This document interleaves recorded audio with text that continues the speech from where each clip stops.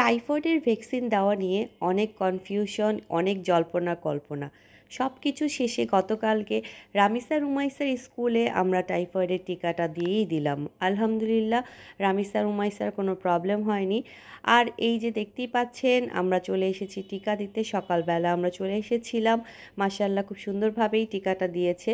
রুমাইসা তো একটু নার্ভাস ছিল, কিন্তু সে রামিসার টিকা দেওয়া দেখে খুবই এক্সাইটেড হয়ে সে নিজে বসে পড়লো। প্রথম বললো আম্মু আম্মু, পরে সুন্দর করে বসে পড়ল। মাশাআল্লাহ, যে টিকা দিয়েছেন আর সব কিছু অনেক সুন্দরভাবে অর্গানাইজড ছিল। আর আমরা গার্জিয়ানরা ঢুকতে পেরেছি। ওদের বাবাও সেদিন গিয়েছিল, ভিডিওটা সেই ক্যাপচার করেছে।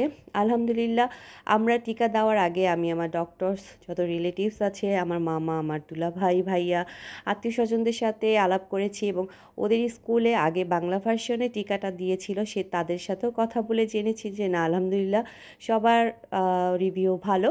সেই জন্য আমরাও স্কুলে টিকাটা দিয়ে দিলাম। সো আলহামদুলিল্লাহ, ভ্যাকসিন ওয়াজ ডান। সবাই ভালো থাকবেন, দোয়া করবেন। আল্লাহ হাফেজ, আসসালামু আলাইকুম।